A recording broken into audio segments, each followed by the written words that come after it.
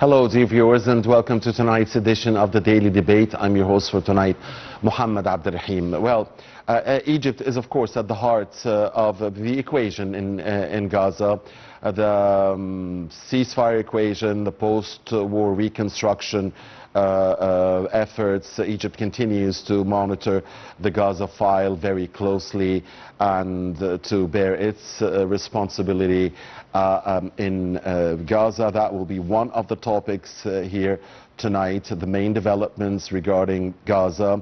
And the second will be the COP30 in Brazil, and to what extent the previous summits have reached tangible results in the climate change issue amidst, of course, resistance from the U.S. administration. With us here in the studio is Dr. Milad Momtaz, Professor of International Relations. Very good evening to you, Dr. Momtaz. Always a great pleasure to have you with us. But first, before we talk about our main topics, let's read to you our top story here of the night. As President Abdel Fattah al-Sisi on Thursday stressed the significance of paying attention to youth and spreading the culture of sports in various games among people. The President gave his remarks and directives to take all necessary measures to elevate youth and sports work to the highest levels according to scientific methodology. This came during the President's meeting with Prime Minister Mustafa Madbouli, Minister of Youth and Sports Ashraf Subhi, Presidential Financial Affairs Advisor Lieutenant General Ahmed Al-Shadhli, Head of the Armed Forces Financial Affairs Authority Major General Khalid Ahmed Abdullah, and Head of the Armed Forces Engineering Authority Major General Walid Muhammad Arif. The presidential spokesman, Ambassador Mohammed Al-Shinawi, said the meeting also tackled a number of files related to youth and sports systems in Egypt, as well as the institutional and legislative development of the youth and sports system in the country.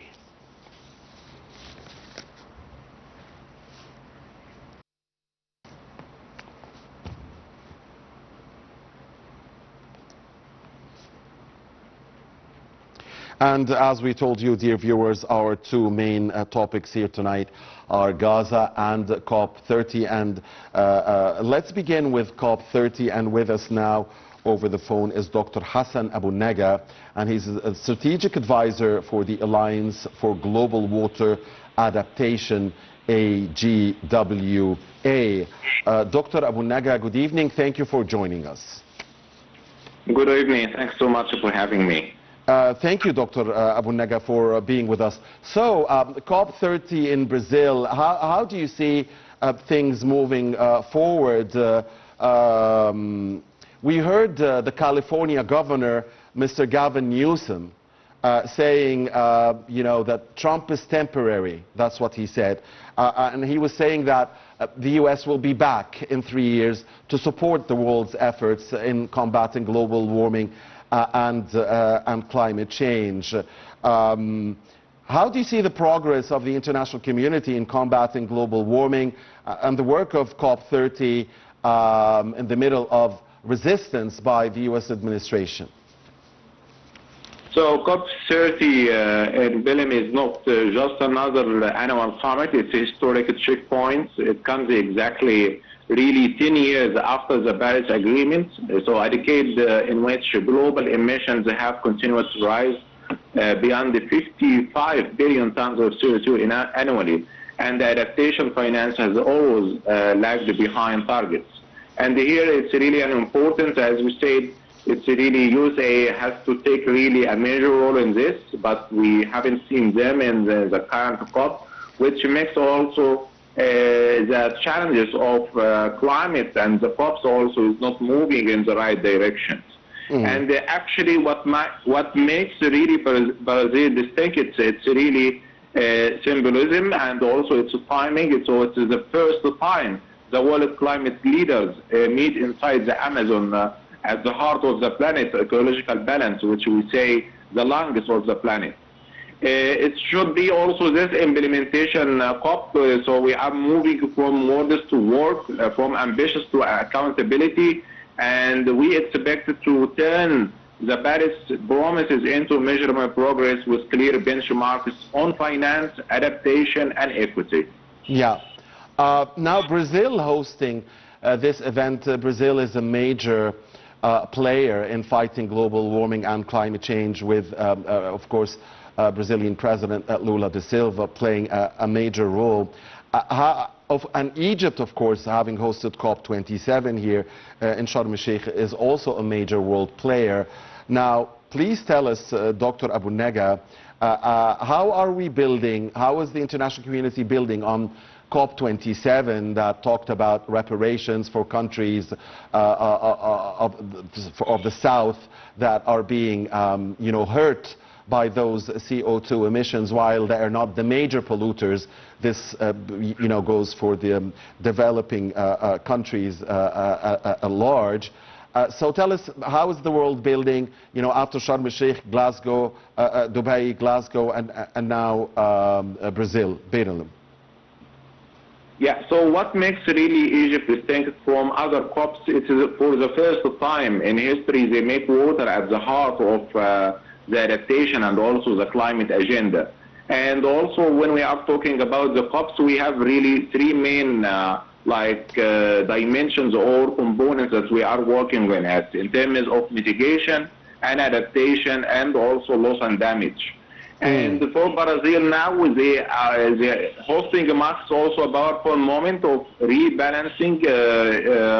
For decades, for sure, climate leadership was dominated by the global north, setting the rules, funding projects, and measuring success.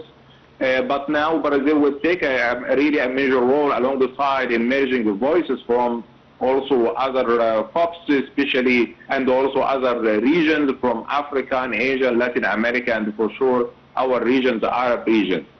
And here Brazil will really bring a real asset for us, because it's really the world's largest tropical forest, one of the cleanest energy metrics among larger economies and the growing green industry base. So the implication here is really very clear. Climate governance is becoming multipolar. The global south is moving from recipient of aid to a co-architect of the solutions where local knowledge, ecosystem, and equity drives the agenda. Finally, Dr. Abu Nega, are you optimistic that the international community will be able to succeed in preventing that 1.5 degrees Celsius increase in the upcoming years? Yeah, we should be optimistic, but also the challenge is really high. We also need to change also the way we look at the finance of climate, because many countries, like in developing countries, they need really the money in order and the finance in order to adapt to climate change. For too long as well, developing countries were told that climate action means slowing down growth. But evidence now shows that the opposite. So every $1 invested in adaptation yields $4 to $7 in economic benefits through avoided losses and improved productivity. And climate finance also must be reframed as an economic modernization, not environmental obligation. So I really see that Benham can mark this transition where climate becomes a system of rules, incentives, and accountability, not just speeches. All right, thank you very much, Dr. Hassan Abu Nega, for your time and your valuable input, sir. Dr. Abu Nega is Strategic Advisor for the Alliance for Global Water Adaptation, AGWA. And now back here in the studio with our dear guest, Professor of International Relations, Dr. Milad Momtaz. And allow me, Dr. Momtaz, first to ask you about COP30 before we move to Gaza, and specifically about the role of the U.S. administration and the statements by Mr. Gavin Newsom, the governor of California, who attended COP30. And you must have heard it when he said Trump is temporary. Actually, I wanted to talk about COP30. Happy to hear. Okay, something I'd like to highlight, and actually you kind of echoed, or mentioned that term a couple of times. It's about the international community and the responsibility of the international community. And that has to do with Gaza as well, yes, broadly speaking. So it's not only about COP30, and what's happening there in Brazil. If we broaden the horizon, we'd find it's about the whole world. And it's about the accountability and the responsibility of the international community. Because we cannot just say that, politics is totally different than, the environment, the conservation of the environment. And, when talking about the environment, it has nothing to do with what's happening in Gaza or what's going on in Sudan. It's all connected. It's one planet. It's one international community. We shouldn't be dealing with matters separately, or we shouldn't be seeing matters in different lens. It's one thing, by the way. When dealing with Gaza, we should be taking it, and we've been talking about this, we should be actually taking this very seriously. The same way in Brazil, in COP30, when talking about the environment, the conservation of the environment, we have got only one planet. I don't get it. When actually we say that, it doesn't really matter, I don't really get it, personally speaking. When talking very simply, when we oversimplify this and we take it very lightly, I don't truly get it, and especially when it comes to President Trump. And I've been talking about this because he, more than once, described this as it's a hoax, and I don't get it, and I totally disagree with this. How come something scientists and scholars have been writing about it very extensively for the last 10 or 15 years, and everyone knows that it's not a hoax? And then you would come and say that for the sake of business, we destroy everything and we destroy the entire planet. I'm not against business, by the way, because business is something, it's one of the most important driving forces on this planet. However, on the other hand, we cannot do business without the planet. Firstly, we need to conserve the planet, then we talk about business. And by the way, business doesn't come first. Business, by the way, I know that's maybe kind of shocking to businessmen, but it's not the first priority. The planet is the first priority, then comes business. It's not vice versa. And that's you said it. To do business, we need a planet. And if we destroy the planet, there will be no business. Exactly. And there will be no people, It's simple. It's that simple. And despite the fact that it's as simple, and we see it's very simple and straightforward and crystal clear, some leaders, unfortunately, they don't share the same view. And this is something, it's like, I want to actually put it this way. We need like a wake-up call. Leaders should be actually aware of this and should work on this very seriously. Right. It's always interesting when we talk about, Mr. Trump and global policy, and a lot of things come to mind here. And Mr. Trump says he has stopped, I don't remember the last number, was it 8 or 9 or whatever, wars across the globe. So maybe if he stops the war against the planet, that will be deserved of a Nobel Peace Prize, and not just a FIFA Peace Prize, because of course, Mr. Infantino. Dr. Momtaz of the FIFA Peace Prize. And by the way, when Mr. Infantino was asked, will Mr. Trump, is he the one likely to win it, he says we have to wait until December. I think it was December 6th, if I'm not mistaken. So in a few weeks' time, we will know. Do you have any prediction here? It's not about the production, it's about the whole, actually, concept itself. And I totally agree with you when it comes to the planet itself and connecting dots. When talking about stopping wars, there is, I'm not actually, I wouldn't go against stopping wars like in Gaza and elsewhere in the world. That's very important. But most importantly, as we were talking about COP30, you need to stop that kind of war that would be leading to complete destruction. Stop the war on the planet, and you will get the FIFA Peace Prize and the Nobel Peace Prize. Dr. Momtaz, dear viewers, will watch now a report on Gaza, and when we come back, we'll be talking about the situation. There are a lot of developments happening in the recent days. Please don't go away.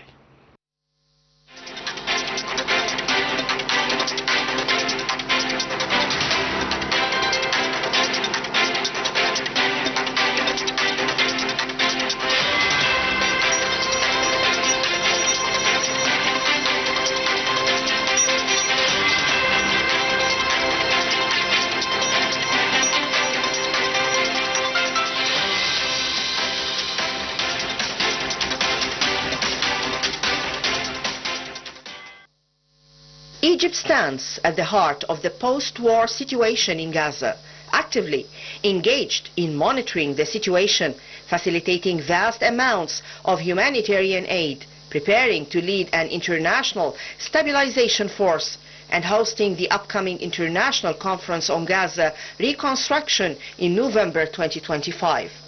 Egypt has maintained a clear vision on the Gaza file, focusing on the necessity of ending the war, preventing the forced displacement of Palestinians, a red line, and ensuring Gaza remains an integral part of the Palestinian state. Egypt is holding diplomatic discussions with international partners, including the United States, Turkey and Russia, to ensure the ceasefire and holds in a clear political path toward a two-state solution is pursued. The Cairo Conference for Early Recovery and Reconstruction in Gaza aims to secure an estimated $53 billion in international funding and coordinate the massive recovery effort in coordination with the Palestinian Authority, the United Nations and the World Bank. Since the start of the war, Egypt has delivered over 570,000 tons of aid, approximately 70% of all assistance that has reached the territory. The Egyptian Red Crescent continues to send regular, massive convoys of food, medical supplies, fuel and relief aid into Gaza. President Abdel Fattah el-Sisi has instructed Prime Minister Mustafa Madbouli to coordinate with civil society and relevant state bodies to establish a national mechanism for collecting public donations for reconstruction. Egypt plays a central role in post-conflict security and governance arrangements. Diplomatic sources indicate a strong expectation that Egypt will lead an international stabilization force, ISF, within Gaza to ensure security in the early post-war phase. The force may include contributions from Turkey, Indonesia and Azerbaijan, and will work alongside 5,000 security personnel affiliated with the Palestinian Authority, the PA.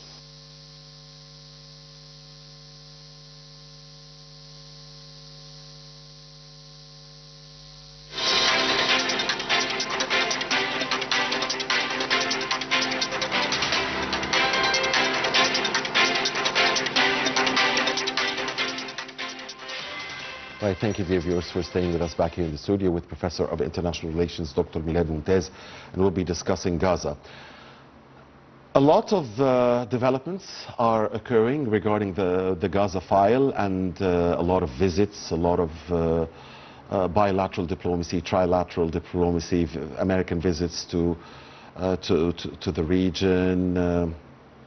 I mean, I don't know where to start. I want you to pick a point from where to start regarding Gaza, regarding the yellow line, regarding the 150 Hamas fighters who, you know, are underground, regarding the talk about partitioning Gaza, regarding the talk about, you know, reconstructing first the areas of Gaza that are under Israeli control and not the ones under Hamas control, regarding the UN efforts to, the American efforts to have a UN resolution of, you know, the force. Will it be a peace force? Will it be a force tasked with a mission to disarm, you know, the resistance? A lot of files, a lot of files, and more. So I want you to pick a starting point, because it's not a stalemate. It's not like nothing is happening. A lot is happening. And maybe what's happening these days is setting up the stage for what will happen in the upcoming months and years ahead. So where do you see the Gaza file? I believe the situation itself is hazy, you know. And we know firsthand, okay, that it will be kind of challenging, this phase. Because Israel has been violating the ceasefire and has been bombarding different areas very violently sometimes, or most of the time, killing, you know, I think large number of people in Gaza. And diminishing the aid. Exactly. Obstructing the entry of the agreed upon quantity of aid. Exactly. But my mind goes in the direction of, once again, the international community. I think we've been waiting for some sort of collective action. Yeah, North America has been, pressuring, has been doing, some good job regarding, putting more pressure on Tel Aviv to go for this and sit at this table and to discuss the whole situation, yes. However, in my mind, it's the international community, it's time actually to do this. We've been hearing that, that North America, wanting or working on taking the whole file to the United Nations. They have been preparing this. Security Council. Yeah. To the Security Council, namely the Security Council, to have the resolution that you have just mentioned. And we are wholeheartedly supporting this. However, time is not in the favor on the side of the Palestinians. At the same time, in my mind, that we need to know that, once again, I know we've been talking about this, but I need to remind everyone that issue is not, or has not started with October 7th. No, much earlier. Yes, the main target for now is Gaza. We get this. But I think when considering Gaza and what's happening in Gaza, we need to broaden the horizon, and we take it as it's part of a larger and bigger issue, which is called the Palestinian cause or the Palestinian issue. So when taking, the whole issue to the United Nations or the Security Council, we should be very much aware of this, taking this into consideration. Any plans, any sort of solutions should go along these lines. And I think Egypt has been very clear about this. I know that, of course, Israel doesn't want this, and Israel actually is doing, some kind of sneaky work because they don't want peace. And then something else, let me actually put it on the table very clearly. What happened, I think it was yesterday, the message that was sent, from Mr. Donald Trump to the Israeli president, asking for a full pardon for the Israeli prime minister, this is unprecedented.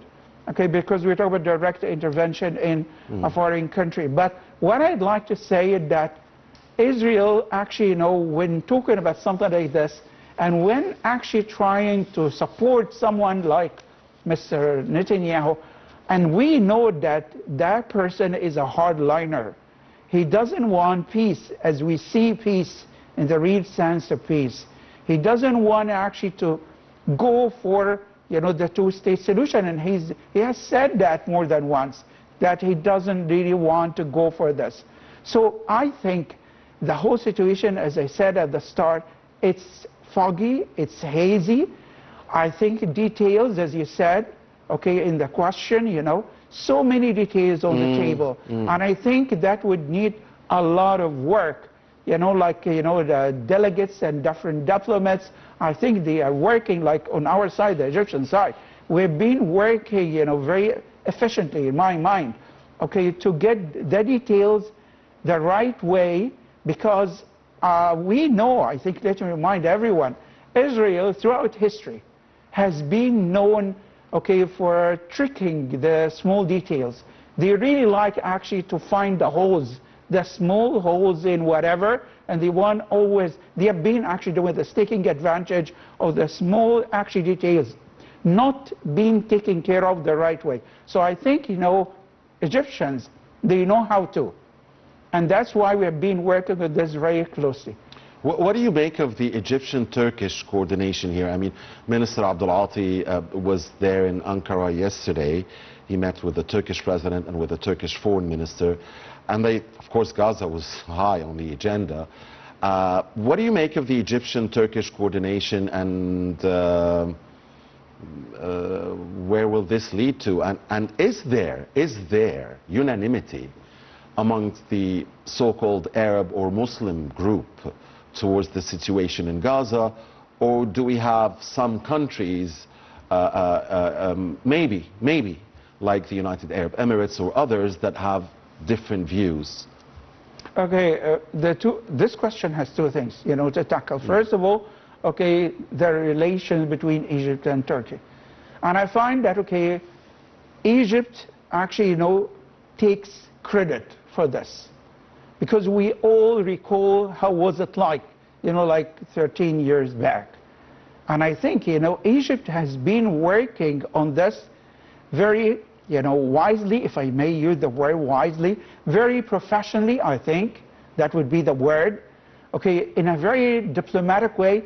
And I think we still recall the high profile, talks between President Sisi and President Erdogan. 2024, okay, or there were reciprocal visits. Exactly. So what I'm trying to say is that I think Israel does not like this by all measures. They do not like that kind of, working together or cooperation between I mean these Egypt two and big giants, Egypt and Turkey, powers are not only working together in Gaza, but they're also working together in Sudan, as we are witnessing, and in other areas. So there seems to be...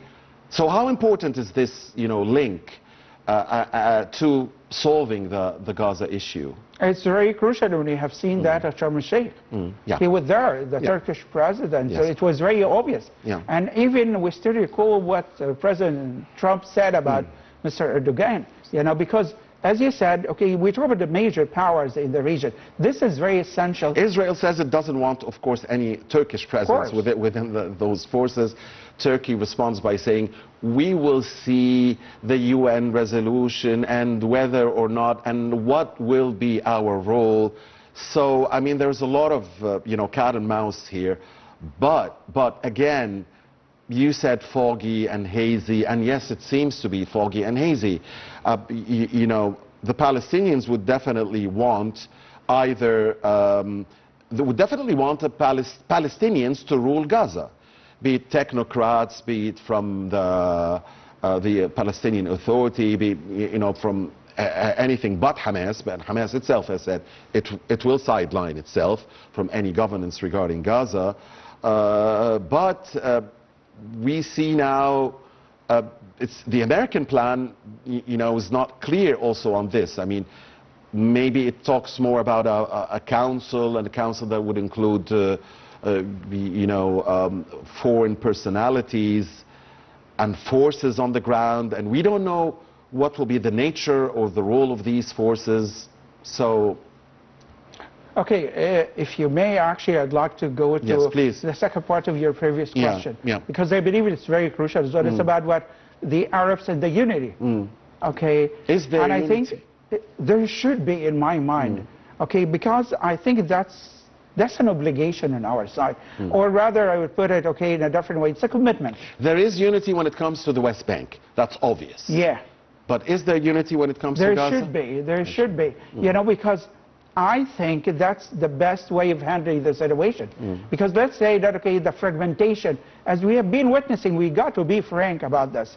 And I think Israel has been taking advantage of that kind of fragmentation in the Arab world. Or, if we rather put it this way, as the disunity in the Arab world. Israel knows how to play that kind of game, because they know how to address different nations in the Arab world. Okay, so in my mind, I think the last 2 years, that was a clear, indication. That's the only way to get it done, not only regarding Gaza. And let me actually put it this way. It's not only the test in Gaza. It's elsewhere in the Middle East. Sudan is a very big test. Exactly. It's the Middle East itself. If you want to get it done the right way, we have to come together and we have to work together. And by the way, once again, that's not a rhetorical way of putting this. I'm not just using big words to describe the situation. Or someone would say, okay, we're back to, that 1950s or 1960s. Okay, no, but we need this. It's a highly needed thing nowadays. And I think Arabs, they have seen this themselves in the last 2 years, that when joining forces, I think things become totally different. Totally different, and I mean it. Because when actually we join forces, and I mean it when it comes to joining forces, and in the same language that Mr. Donald Trump gets it. It's the language of economy, the language of business.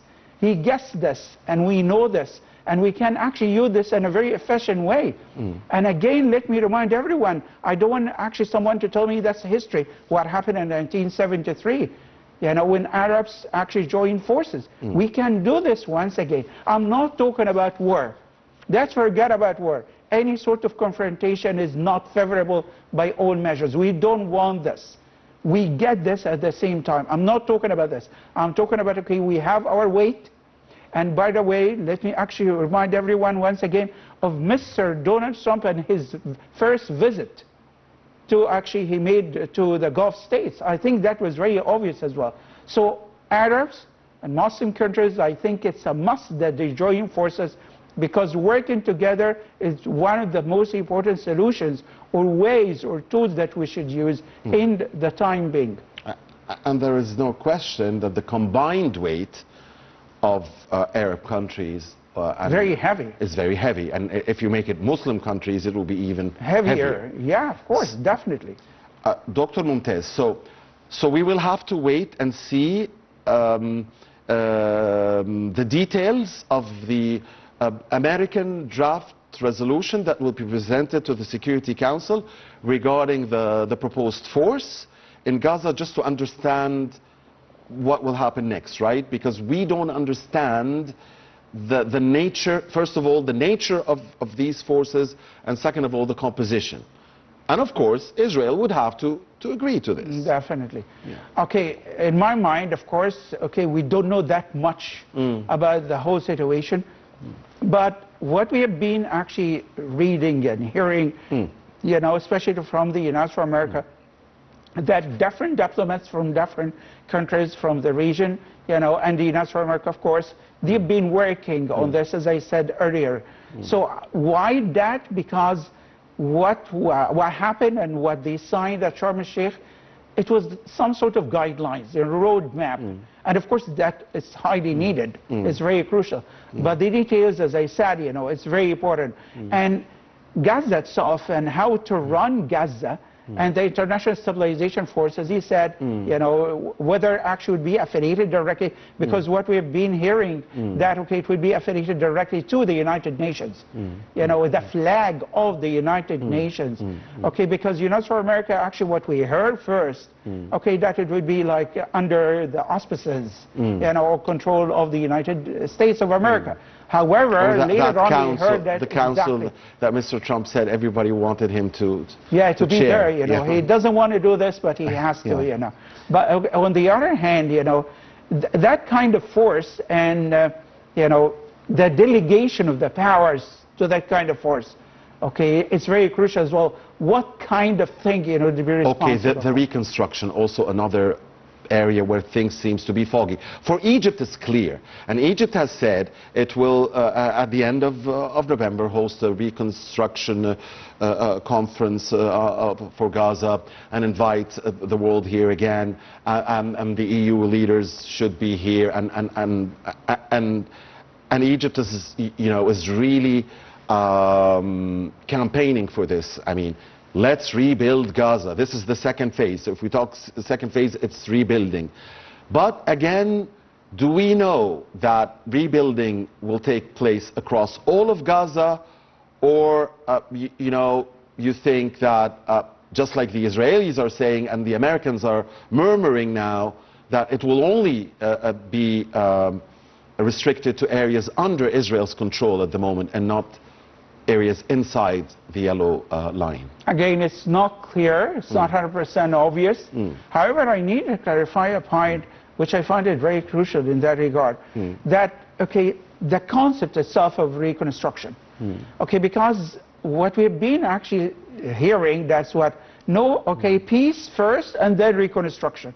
And I don't think that's valid, okay, or feasible. Why that? Because you won't be able to have peace, long-lasting peace, without reconstruction.